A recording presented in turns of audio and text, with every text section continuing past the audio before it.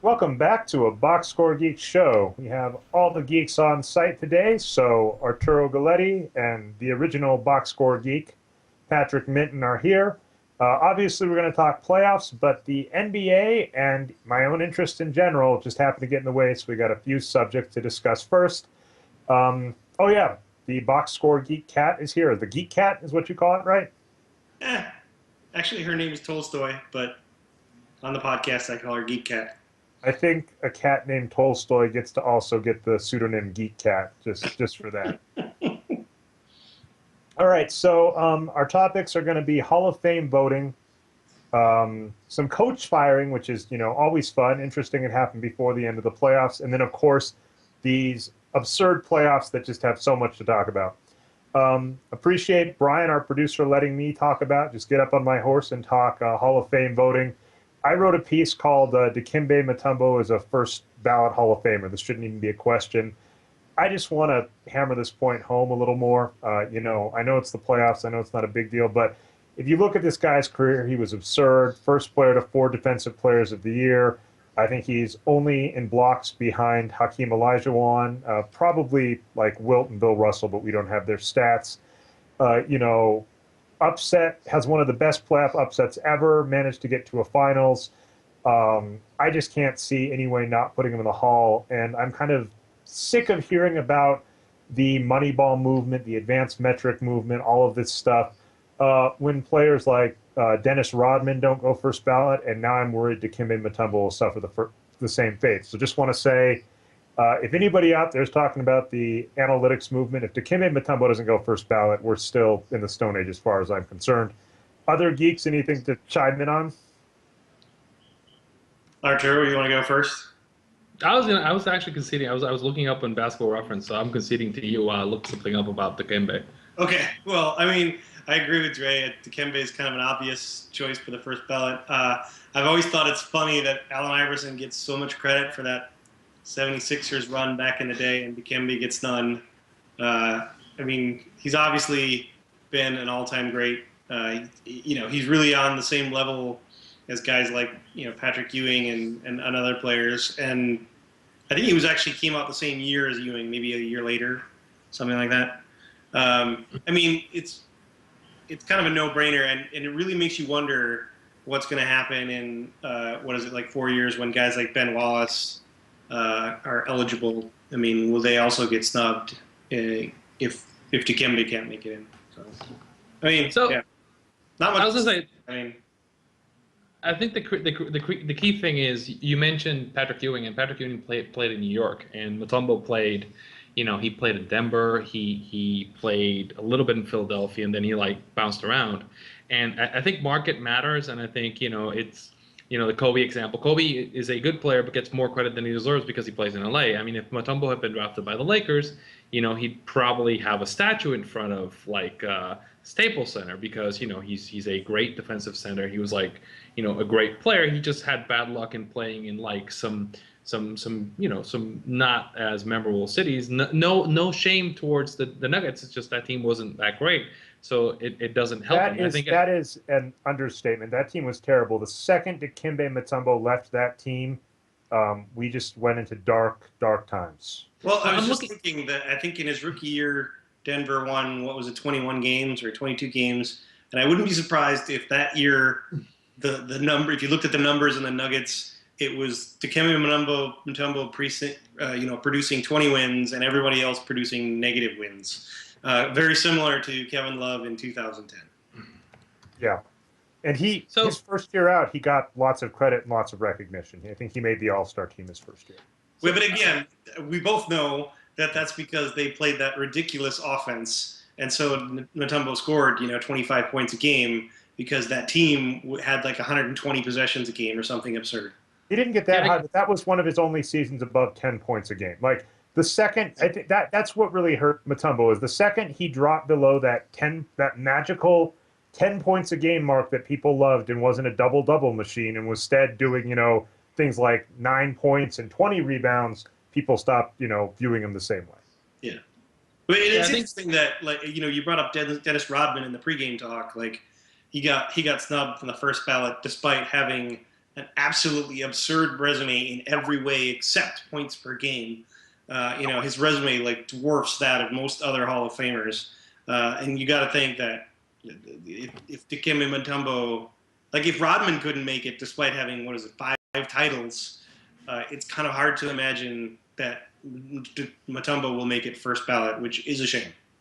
Yeah, I'm looking at like one good reference I always use, and I shared it with our producer, which is I always look at the win shares for the career, and Mutombo comes in at 44, and it's interesting because if you look at the people who are around him, it's like he's got Chauncey at 37. You mean ranked 44th, right? 44th, yeah. Yeah, he ranks 44th in total wins. So it's Scotty at 35, then Sean Marion, Chauncey, Elvin Hayes, Buck Williams, Horace Grant, Dominique, Chet Walker, Bob Lanier, Mutombo, Carter, Chris Paul, Bailey Howell, and Walt Frazier, and then Pau Gasol, and then Kevin McHale. And that's to a lot clarify, of Hall of Famers around him. You're using win shares, which has a pretty big team adjustment, which means because he played on those horrible Denver teams and bounced around and was on, the New Jersey Nets for a while, he gets hurt. Yeah, when we look at it from a wins produced point of view, we'll see a little. We like defense more than win shares does, which is kind of interesting, and we actually do. So Mutombo moves up, but I mean this is a good reference for people who want to settle the argument. You can go and get this online, and the guys who show up around them, they're all Hall of Famers, and they're all kind of first ballot Hall of Famers, and Mutombo is. I mean he's just a victim of he wound up on the wrong team. Right. Nothing. Again, I'm not taking a dig at the Nuggets. I'm just saying it was the wrong team for him to should. They were one of the worst run teams. I'd written countless articles about just how bad the Nuggets have been and how bad. I think I wrote an article for Wages of Wins back in the day about just how horribly they handled their draft picks during that era. Yeah, Denver and Minnesota can have a big shouting match about who was worse. Well, I think we were having an email conversation, and you rag on the Nuggets. I do abbreviations, and Patrick swears, and that's our things, right?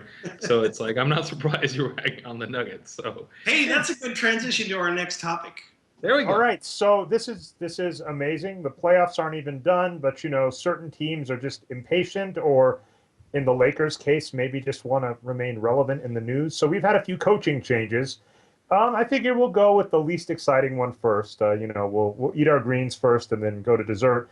Mike D'Antoni got let go by the Lakers, and this one was interesting. I liked your take on this, Arturo, because while D'Antoni, my thoughts are mixed on him. He actually did coach the Nuggets at one point. This case just feels like, one, he was set up for failure from the get-go, and I think to your point, this firing doesn't make sense. Well, no, it makes sense because, and I'll say you can't say that D'Antoni did a bad job. D'Antoni did a fabulous job. He had a shitty roster. This was and I'm swearing now because this is one of the worst rosters ever put together for a basketball team for a season. And it was just, I mean, I've had conversations with owners who talked about players on that team and like, man, that guy sucks. We can't actually get him to actually do anything. So, and you don't feel alluded to, Mr. Kamen. But so basically, it was a terrible roster. I think he didn't get to pick the groceries. So he got handed these players that he didn't pick, and he actually did a fabulous job in actually getting them to exceed and actually driving. He did wonders for Nick Young's career, and I think he's had the problem where he really hasn't been able to build his team since the last time he had his team was Linsanity. Then after that, Melo came back and all went to hell. And then he went to LA and really he didn't get his team. So he's a really good coach. I think it's interesting. I'm interested in the possibility of him winding up in Golden State because I think that team is a perfect matchup for him. What? Minnesota? I'm whispering to Flip Saunders. Yeah, I think Mike D'Antoni did a great job with the Lakers. He took a roster full of scrubs. And he pretty correctly identified the only fucking way I'm going to win any games is if I shoot the 3-ball like it's no tomorrow, and I hope that I have some games where I run hot. And that's exactly what they did. They won games where they shot 33s and they hit 15 of them, and boom, they win. Right? The Lakers were competitive in a lot of games where they shouldn't have been. I mean, yeah, they got blown out a couple times. It all boiled down to him actually recognizing how he could squeeze a few wins out of this roster. And that's exactly what he did. Let's explain to people that there was an actual game this season where the Lakers ran out of players because of foul trouble. And they had to leave a guy out with 6 fouls, and every time the guy committed a foul, they had to get a technical besides that because they're leaving out on the floor who had more fouls. And this really hasn't happened since like Nelly was like drinking on the sideline and doing weird stuff. I mean, it was, it was just a mess of a roster. And the fact that they've won as many games as they did, I mean, really, if they just made like another coach, if you put like a bad coach on that team, they win 9 games. It was a terrible, terrible season. And I think I believe that Mike D'Antoni is a really good coach. The stats I've seen in terms of what he gets out of players back that up. In terms of like, I mean, really, I would love to see what Mike D'Antoni could do with Kevin Love. I think he's. I would bet that he's going to. I think he's going to. I was going to ask about the Warriors. Am I calling that before you say it, Arturo? I think if I had to bet, I'm betting he winds up in Houston. Really? Because I didn't think Dwight liked Mike D'Antoni.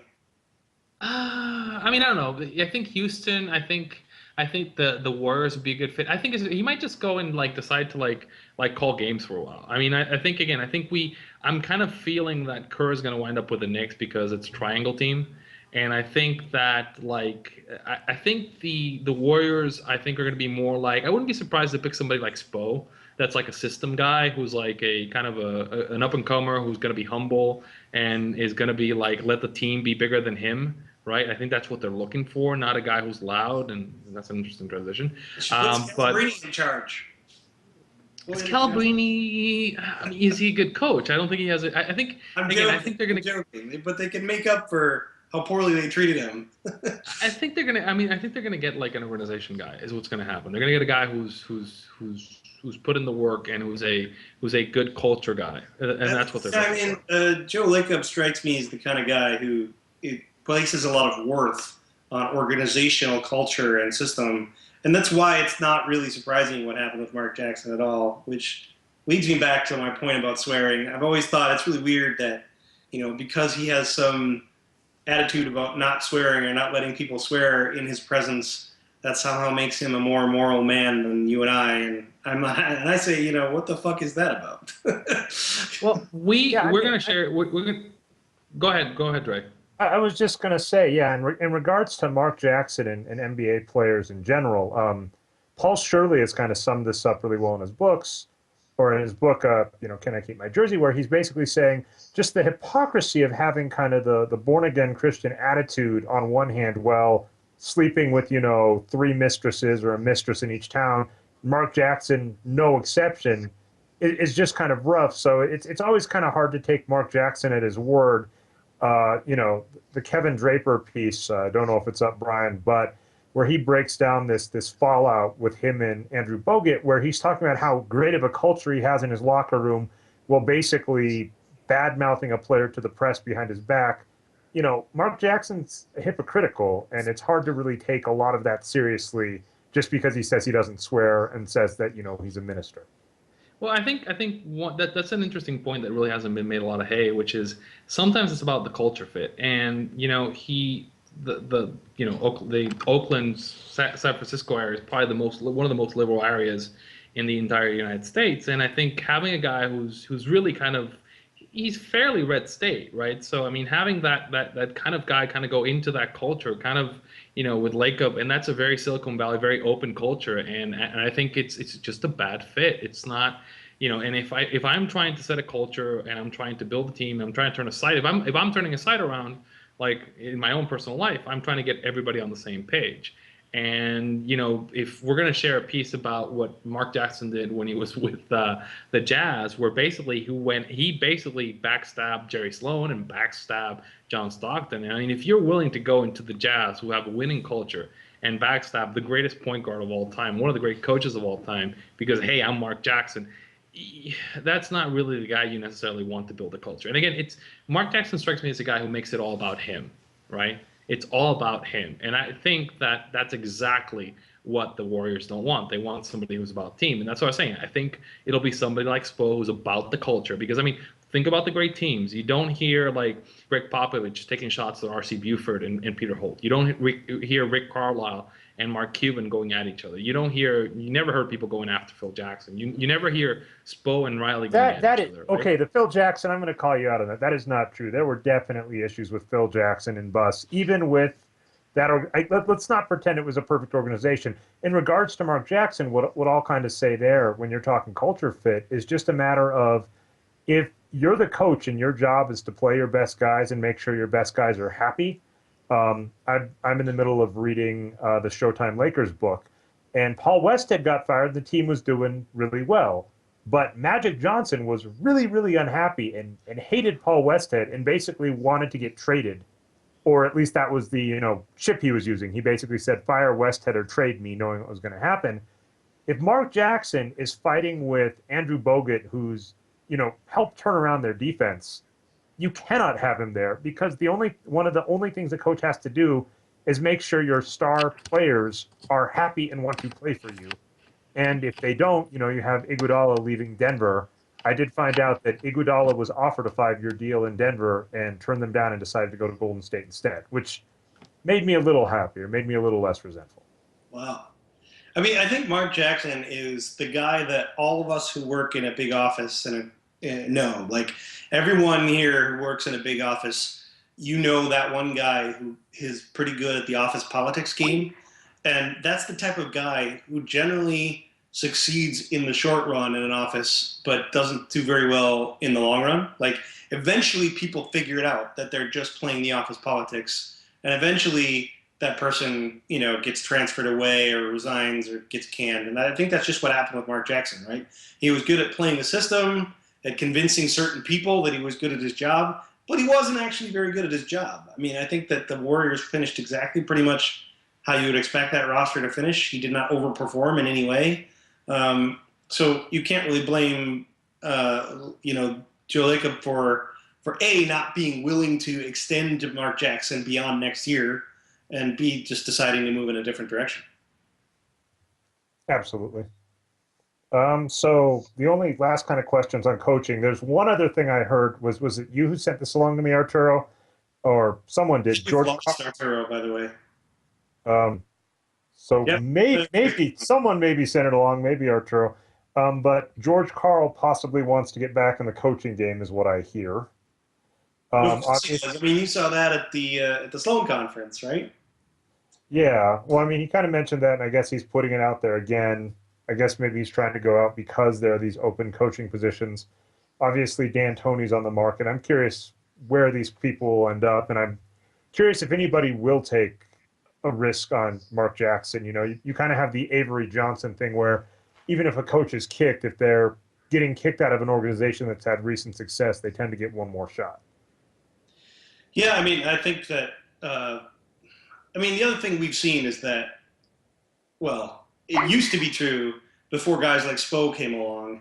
It used to be true that if you were a previous NBA coach, you had a much better chance of being hired regardless of your prior success versus somebody trying to break in. I mean, look at how many different coaching jobs Randy Whitman has gotten. I mean, what is his career coaching win percentage? It's got to be like 25% or some absurdly low number, and yet he keeps getting jobs. Guys like him used to keep getting jobs.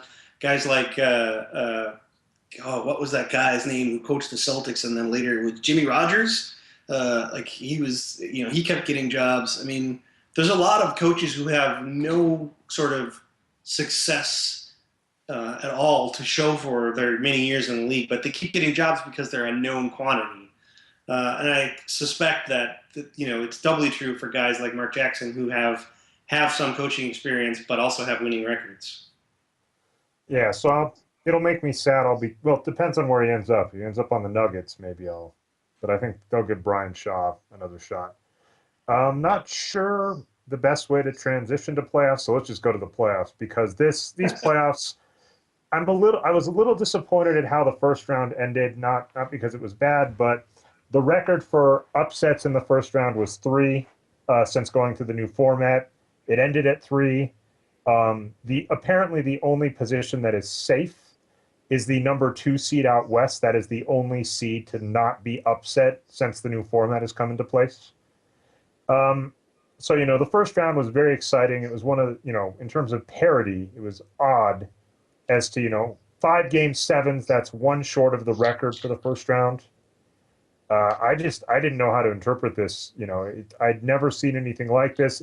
It did end not too unsurprising. The better teams did pretty much end up on top.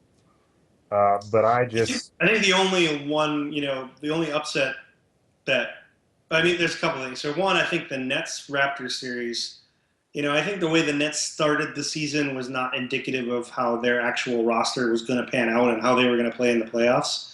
So, I think the Nets were actually much closer to being like a 4/3 seed type of talent-wise team that would really have been at the same level as the Raptors. In other words, I think the Nets were much better than their record indicates.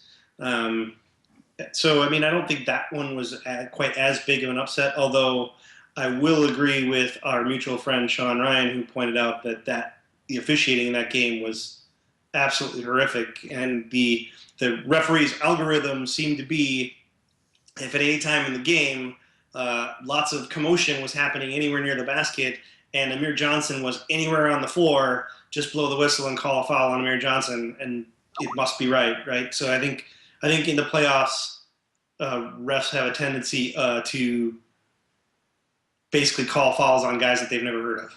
And I think that was a really big factor in that Toronto Nets series. But that's another reason why we didn't think it would be a big upset, because the Nets have so much playoff experience.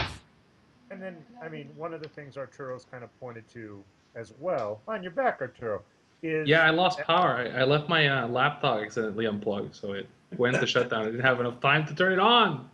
All right. So, but you've kind of pointed this out, that come playoff time, they don't really officiate drug testing as well. And when you have older players on your team, this can be beneficial. Didn't look like KG, he can't come back for a full game, but there were some partial games he looked like his old self. Well, let's say there were some sightings. So let's say this.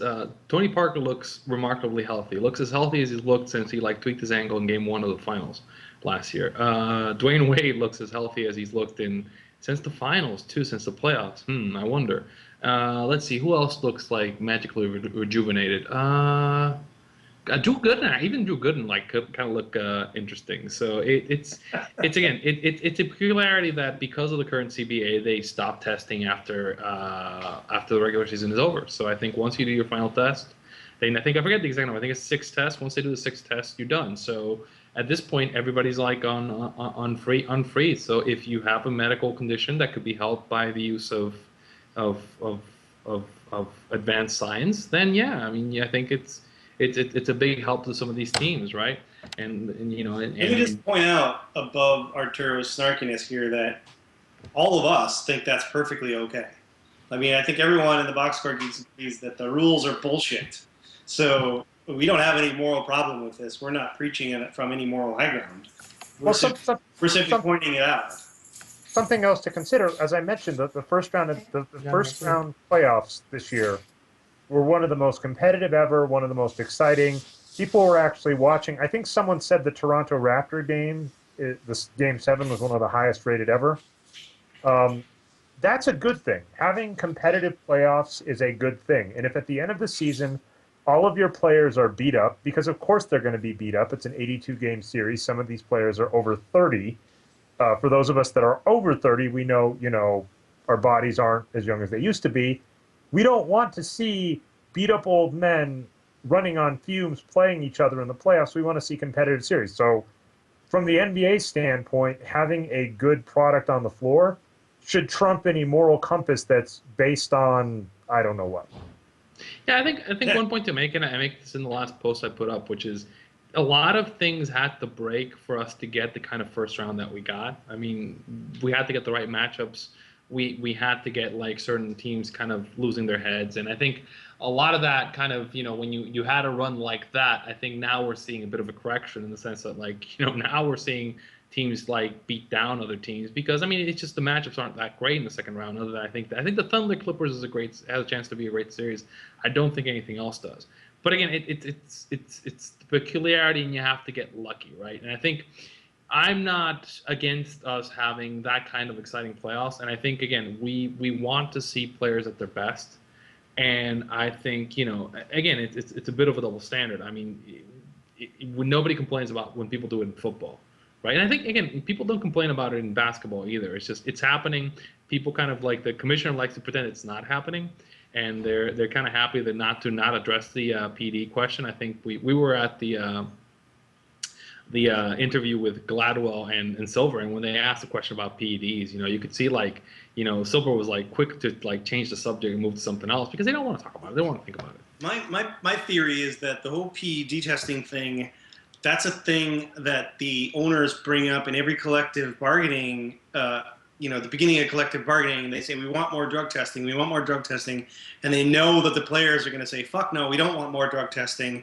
And so it's basically a thing that they can bring up at the beginning, then later they can say, okay, forget about it, and then they can pretend that they made some concession to the players union when the whole time they really didn't give a shit about testing. Yeah, I get the feeling that Stern wanted more drug testing, and I do agree with your point that the owners kind of use it as a ploy. I don't get the feeling that Silver wants any drug testing. And again, I think this is a really interesting kind of point in time because I think, for example, like suspending somebody for, say, smoking marijuana is completely insane. It's totally insane. We've got 20 states where it's legal. I'm actually going to be interested to see how this changes now that it's legal in some states. And in fact, little known point, Dre might know this, in Colorado right now, there's a Supreme Court case going on about a guy who was fired for marijuana use, where he's arguing you can't fire me for that because it's not illegal in Colorado. Well, and I think here's the thing: as long as he wasn't driving or doing something where it could like interfere with his work. Well, in this particular situation, the guy who was fired was not using during work hours, so he was fired for marijuana use in his private time. Well, the problem is, like many states, Colorado's an at-will state, so the question will be is if that falls under some kind of discrimination, which I doubt he'll be able to. Well, and we're gonna get into really interesting territory. But think about this: this is like firing somebody. I've got a health plan, which I've got to cover my private employees, and I find out that one of my employees is eating cheesecakes at Cheesecake Factory, the non-paid commercial, but he's eating like the huge cheesecake, like 2 cheesecakes a day on his own time. And I want to get rid of him because he's a health risk. He's going to die of a heart attack. I'm going to have to incur all these medical costs because I have him as my employee. You couldn't get away with that. So you shouldn't be able to get away with firing somebody for doing something that's legal that doesn't interfere with his work activity on his own time. It's a really kind of thorny issue. And again, it's gonna get this. Like, here's the thing.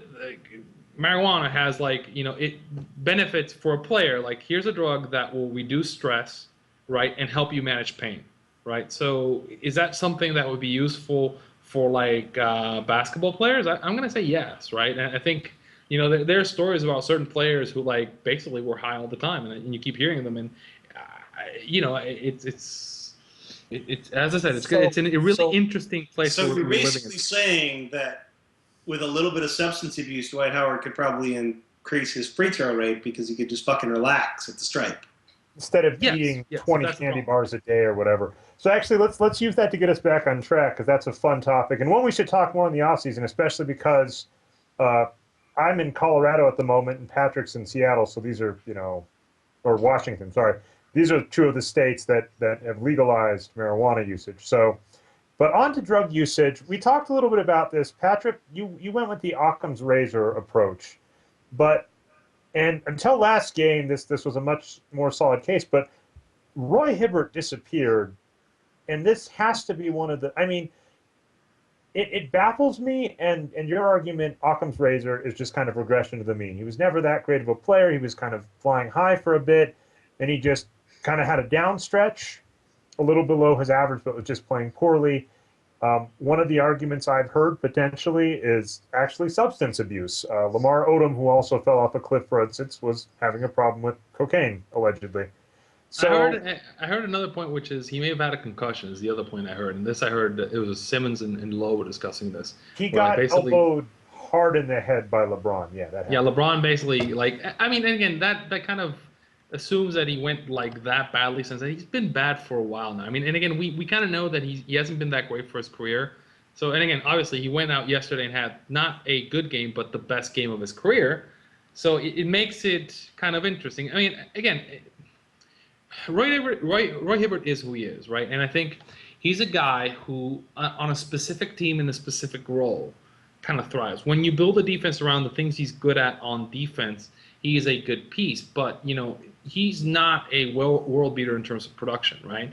So he's a rim protector in a specific role. Now, certain teams have figured out that if you make him like it's a little bit of what happens with Andrea Bargnani. It's like once you make him move around, it's not quite as good. So again, I think Hibbert is not Bargnani on defense, but again, when you get him away from the rim, then it becomes a different thing, and teams have kind of figured that out. I think there's part of that going on. There's part of regression to the mean. I think, and again, I keep saying, I think he's also hurt because when you're 7 feet tall and you can't get a rebound, something weird is going on. I agree with that. And by the way, Brian sent a great. Roy Hibbert is using a euphemism. I don't know if any of you watched King of the Hill.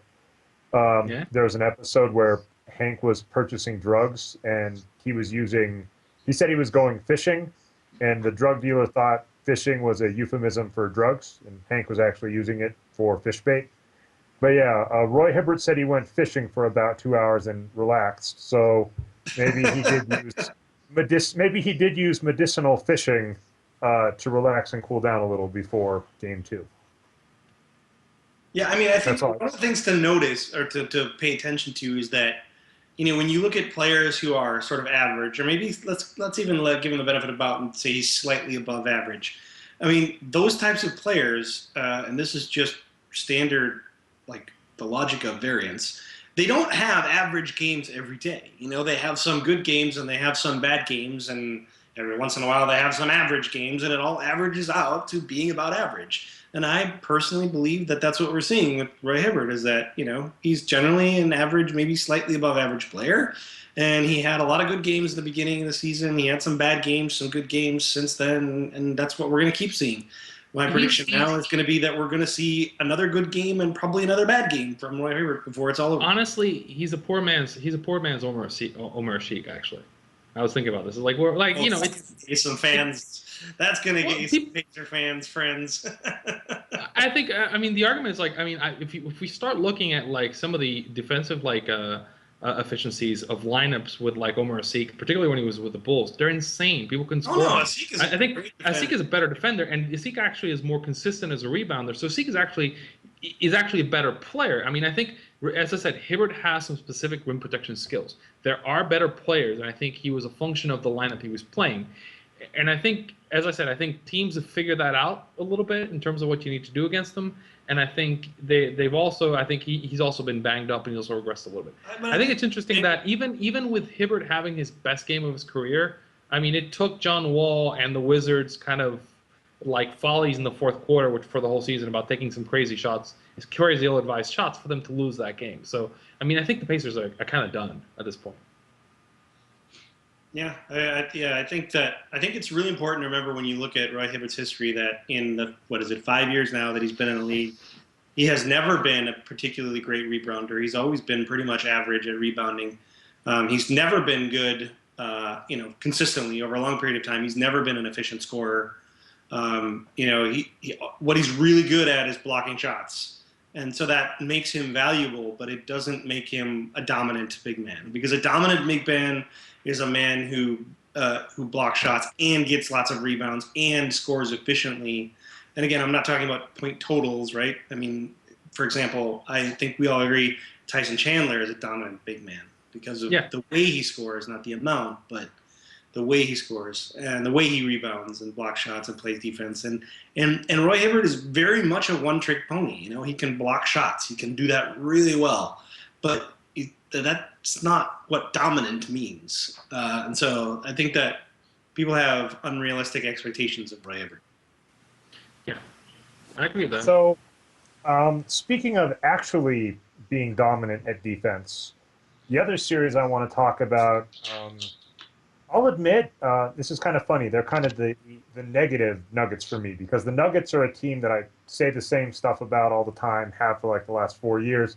The Spurs are kind of the same way, where you just have the same exact thing to say every year.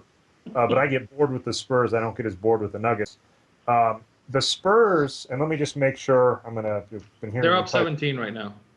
They're up 17. Yeah, they've been. They're up 17 with 2.2 minutes left, and I'm assuming it's probably like the international team out there right now. Yeah, so I was going to say, after, LaMarcus Aldridge looked like the all-star everybody thinks he was for a game or two against Houston, the Spurs have kind of taken apart the Portland Trailblazers. It led to one of my now favorite articles on 538. By the way, 538, way to pick it up. Ian Levy is posting over there for you, posting great stat analysis. Much like basketball, I think good players can turn around how good your team is. So keep that up. Um, but with that said, you look at the Houston game, and Hookah Bar, James Harden, and Dwight Howard weren't contesting shots. So you leave LaMarcus Aldridge open, yeah, he's going to look like a star. He goes against the Spurs. Lo and behold, the Spurs contest shots, and this is something they do regularly. And now LaMarcus Aldridge looks more like, well, even worse than the LaMarcus Aldridge we're used to seeing. Um, I mean, Arturo, you're the one who always waxes poetic about the Spurs. I'll let you start out. I mean, well, I think we were talking about this, and I was saying like Thiago Splitter is going to be a difference maker in the Western Conference playoffs, and I think people criticize Thiago Splitter, but Thiago Splitter is a guy who can defend guys who are stretch fours, who are going out on perimeter and taking jump shots, and he basically took Dirk and made Dirk have the worst playoff series of his career. He took him out, and he just took LaMarcus Aldridge. He's taken LaMarcus Aldridge out as well, and I think it's LaMarcus Aldridge 6 for 23 at the moment.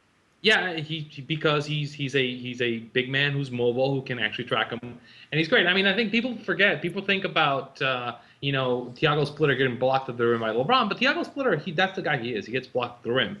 He's also, I mean, the problem in that Miami series in the finals is that when LeBron goes to the four, you can't play Tim and Thiago together, or you get killed. That's not on Thiago. That's because of the personnel matchup against the Heat. I think in these playoffs, I mean, if they're playing, the Clippers, he's going to be great on Blake. If they're playing the Thunder, he's going to see some action on. He's going to basically have to take care of Ibaka. He may even see some action on KD. Although I think Kawhi takes KD. I think there's the best stat in that piece about how the Blazers aren't playing the Rockets anymore is against the Rockets, 50% of their shots were open, right? Against the Spurs, at least in game one, only a quarter of their shots were open. And that makes a huge difference. I mean, I think people are saying, oh, no, it's like Charles Barkley was saying, oh, no, it's a toss-up series. And the Blazers are going to compete. It's not a toss-up series, guys. The Spurs, basically, people they say, oh, the Mavericks took the Spurs to 7. Look, if Vince doesn't make that crazy 3 that he made in game 3, that's a 5-game series. Right, and I think we kind of have to, and if Dwan Blair doesn't go insane, right? So if you take those two things out, I mean, this Spurs team is really, really good, and they're looking really, really good in this series. I think it's their title to lose. Yeah, I mean, I would agree. I think that, I mean, one of the reasons the Spurs are so good is that they get it done on both ends. I mean, obviously. Yeah. They're I wouldn't say that they're a powerhouse defensive team, but they're a very smart defensive team.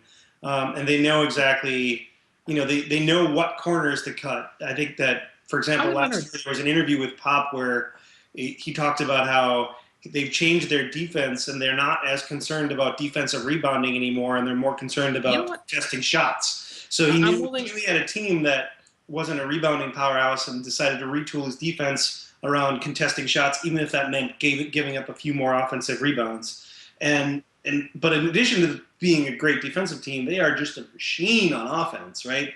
They are a well-oiled machine, and Pop is so good at inserting different pieces into that system and playing to players' strengths and getting exactly what he needs. I mean, a great example this year is Marco Bellinelli.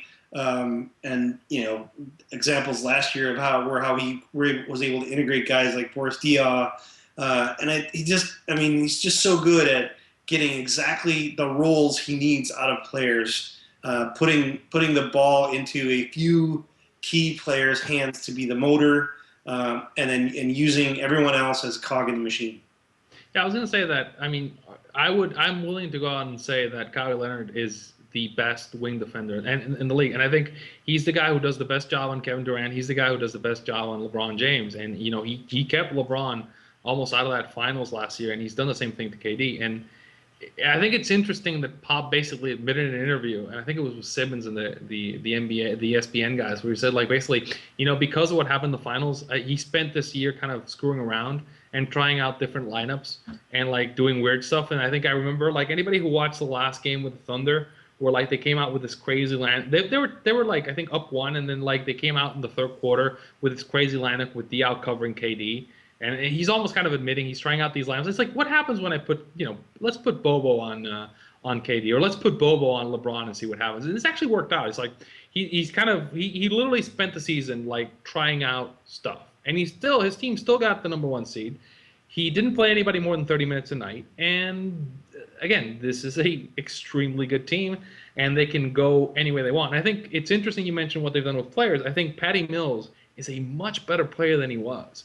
Right, and I think the other thing to keep in mind for this team is Tony Parker was really bad this year, and he really looks like a different player. He looks as good as he's looked since Game 1 of the finals last year when he took his ankle. And that, if you consider the fact that this was an extremely good team with Tony Parker kind of sucking it up, then wow, I mean, this is just kind of crazy at this point.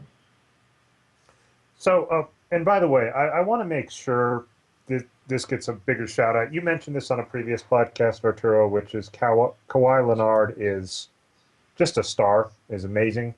And obviously tonight in this, let's see, they did finish up 17. Yep. Kawhi Leonard goes 8 for 9 with 5 rebounds, only 3 personal fouls, 2 steals, and 2 blocks. This guy's a star. I made a comparison about Kawhi Leonard to Michael Jordan. Saying that anybody arguing that the Indiana Pacers made a good trade because they traded for need, they traded for a point guard, and let Kawhi slip through their fingers, is making the same argument that, people flag the Portland Trailblazers for, which is you don't let an amazing talent go just to draft for need.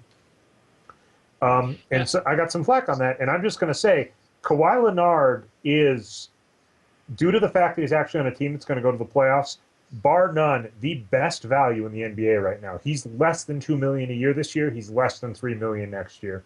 Best value contract in the league. Yeah, I think the thing, I was actually kind of upset because in Game 1, like Reggie Miller was gushing about Kawhi Leonard, and I don't want to let him on the bandwagon. I think at this point everybody's kind of sold, and he, as you say, he is a fantastic player. I mean, there isn't anybody, if I'm coaching a team, that I would rather have cover KD or LeBron. And he just kind of does it in the moment, and he's got all these playoff shots. And I think, again, it's really interesting how, if I'm a GM and the Spurs call me and they want to trade with me and try to get the draft position where I'm at, I'm really worried. It's like, who's actually available at this spot? Because I think I really want that guy, because that's who they are, and I think they keep hitting it, and we keep gushing about them, but they keep doing the job. All right, so let's see. We got 2 series left. I think I did. Oh, by the way, your camera has frozen, Arturo. So if you power cycle it, we can see you move around. And I think I have a Dikembe image because I got pink eye this year. But anyway, what I was going to say, we got 2 series left. We've got the Heat series, which looked exciting briefly when I checked in earlier today, and quickly turned out to not be exciting.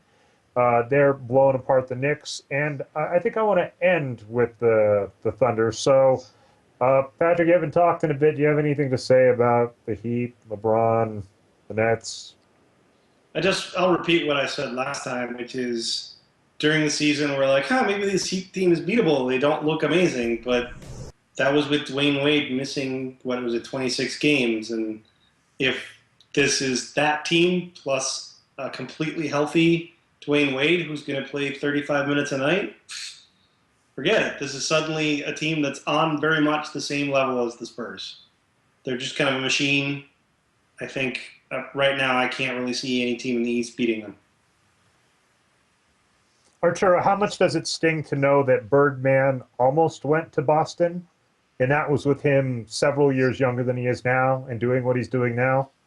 Do you want me to hurt you? I'm just saying Would you say this is a Are you fair looking? comparison? Are you looking for me to like fly out to Denver and look for you?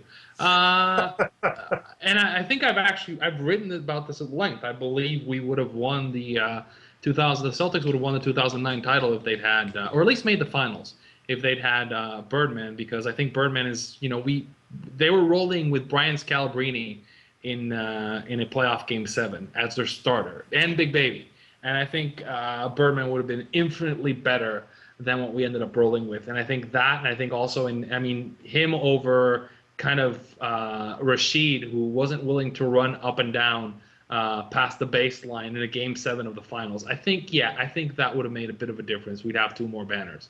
So yeah, no, I think it's actually kind of huge if he's hurt, and I know he's been banged up at different times. If he's hurt, that's the one thing that could really derail the Heat. I think the Heat again. I think the Heat, they might not break a sweat until the finals. But I do think any team that they see any team that they're realistically going to see in the finals, it should be favored against them, and they're going to need Birdman in that series because they really, if they're playing the Spurs, they need to be able to force the Spurs out of the Thiago Tim configuration, which they want to play. Right, so Birdman is kind of huge for them in terms of he lets them like do weird shit like put LeBron at the 5, because they can play like a different style. So Birdman's really big for that team, and he's their second best player so far. It's LeBron and in terms of impact and Birdman. He does stuff, right? It's no accident they rolled off 27 straight once he came on the team. Yeah, I've been a big fan. Yeah, it was sad to see him go in Denver, but the rule seems to be we lose our good players to go to other teams to do amazing things in the playoffs. So last series, and this one I'm getting some flack on. I want to point out a while back, and I'm going to write a post about this, especially given that Carr's in the news now. I wrote a tweet a while back where I said people want to compare Russell Westbrook to Scottie Pippen. The problem is he's really more like Steve Kerr. And I'm actually going to argue he's worse than Steve Kerr was for the Bulls. But after that, game 2 where they basically took apart the Clippers, a bunch of people started tweeting that at me, basically going, see, he did amazing. This is, bar none, the most exciting series left, at least until, the finals. I'm really excited to see where it goes. I'm glad it's not going to be a blowout one way or the other. You seem to be the most high on Westbrook because he had a terrible first game. He had a great second game. What do you see happening in this series, Arturo? Because it seems like it could go either way at this point. We've seen amazing. To me, I see the guy who said that Westbrook will never win the MVP, and the guy who just sent you a chart kind of showing that it's indifferent whether he plays or not in terms of their efficiency. Here's the thing. I think Russ, and I've said this, it's not an issue about Russ's talent. It's more of an issue of the marriage between Russ and his coach. Scotty Brooks is the worst possible coach for Russell Westbrook because he basically just rolls out the ball and says, hey, Russ, do whatever the hell you want. And really, this is exactly the wrong thing to do with Russell Westbrook. I think he is a supremely talented player. He can do many, many things. You got to keep in mind he's a converted shooting guard, and really he has the shooting guard instincts. He would be better served. Look, a smart coach would probably roll out Reggie as the point guard and have Westbrook play off the ball, and have Westbrook be the shooting guard, reduce his usage, get him in better positions, and actually put him to run an offense and have him play off Durant, right? And then basically run the offense through Durant at high usage. But Scotty Brooks is not that guy, and as long as Scotty Brooks is the coach for this team, they're not going to win the title. Now, here's the thing. If I was a GM, I might try to get an undervalued Westbrook. I think he would, on a different team in a different situation, he really could be what people think he is, which is a top 7 talent, because I think, again, he is in the worst possible situation for his skill set. It's like putting like an ex-alcoholic to work at a brewery. It's not a good situation for him. I'm curious on your thoughts on this, Patrick. I'll weigh in with the final thoughts. Arturo's been high on Westbrook for a while. We've seen him play. This season he was above average. He was a good player. I think he had a .160 wins produced per 48. What are you digging Arturo's argument on Westbrook? I don't think I entirely agree. At least not in Oklahoma City. And the reason I think is because Cephaloshe is so good for that team. He is a perfect fit for that team. He's the classic 3 and D guy, a guy who's not going to take away shots from Kevin Durant. I think he fits perfectly in that team. And so if you moved Russ there and you put him to the bench, I think the team gets worse. Even if Russ Westbrook was better, I still think it makes the overall team. Why couldn't you play? Why couldn't you play Thal at the 3 and Kevin at the 4?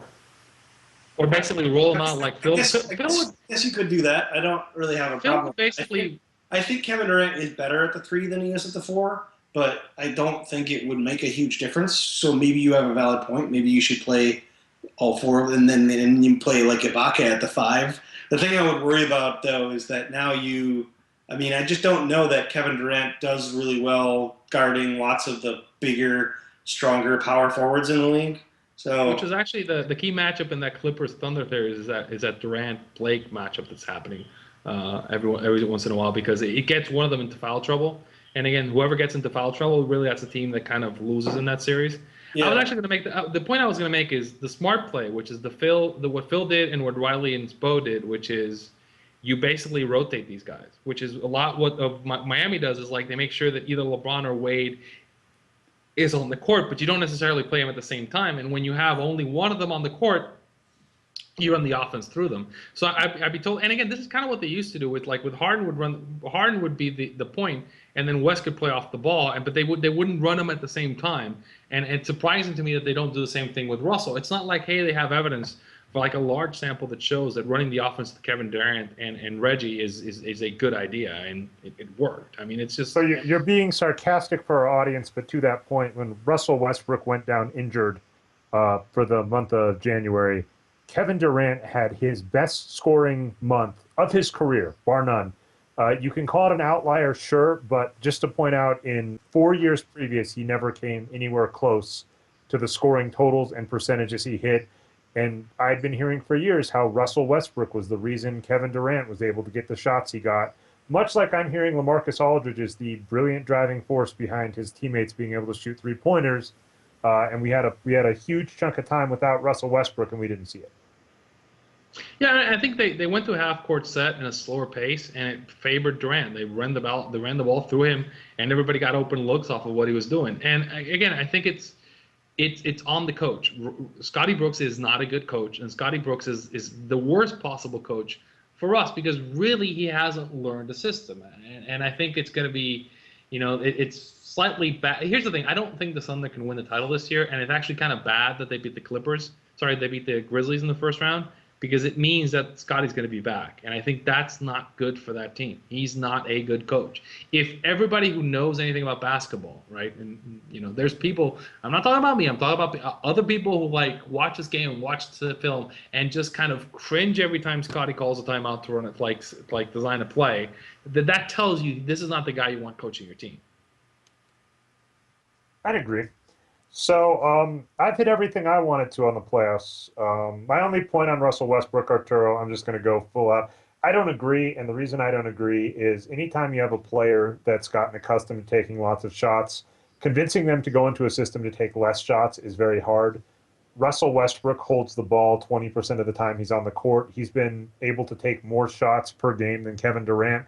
I just don't buy that any coach is going to be able to come in and say, Russell Westbrook, the best thing for you to do is take fewer shots a game and not control it as much. And I think it's the Melo problem. Melo is an enormously good talent, but he just doesn't, it's the $1 million arm, 10-cent head. Even in a better system where he gets open threes and stuff, Melo still has never cracked that elite level. I think the same is true of Westbrook. That's just my opinion. I'm happy to be proven wrong if Brooks gets fired. So I'm going to call us close to the end. We've been talking, I think, a little close to 45 minutes, somewhere around there. So, Patrick, I'm going to let you get the last word on, and any shout-outs you want to give. I guess I don't really have any shout-outs. All I can say is it's been a great playoff so far, and here's hoping they stay that way. Yeah, same thing to you, Arturo. Last words, any shout-outs? So I think I'm going to throw a shout-out. We already talked about Ian Levy. I'm going to throw him a shout-out. I think that piece for 538 was brilliant. You should be following what he writes. He's a really good writer. I'm going to throw a shout-out to a couple of Spurs guys I follow on Twitter and You probably should too. They're fun. I think it's Dan McCartney, who's like one of their beat writers. There's Sean on the Flesh, who's a fan who I follow, who's quite good, and then EJ Fisher, who's also another Spurs fan, who's actually quite good. So if you want to keep up with the Spurs, his Twitter handle is Glorious Hubris. Glorious Hubris, yes, and he's a good person to follow for the Spurs, and you know that you should be following Spurs. Everybody follows Heat guys. You should also follow Spurs guys because hey, I think that's the finals that we're going to get. Yeah, by the way, I'll try and remember to include this. If I don't, Brian, apologies. But there's a great behind-the-scenes clip when the Spurs took apart the Cavaliers with Tim Duncan talking to LeBron James behind court and basically said, "You're going to get yours soon.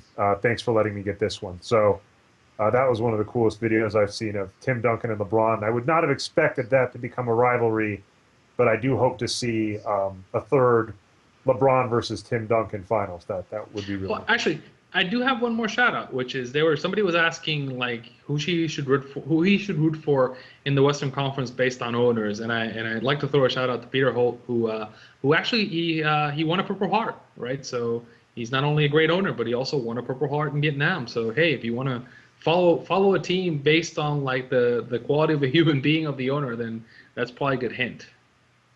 Yeah, there are fewer of those than there should be in the NBA, unfortunately. So yeah, I'm going to give two shout-outs. The first is to, and I hope I'm not, it's Carr, right? You just say it like the vehicle, Steve Carr? Kerr. I've been saying it wrong. So I'm going to give him a shout-out and apologize for missaying his name. I actually did meet him at Sloan. He led to one of my most famous tweets that I'm going to have to follow up on, which is comparing him to Russell Westbrook.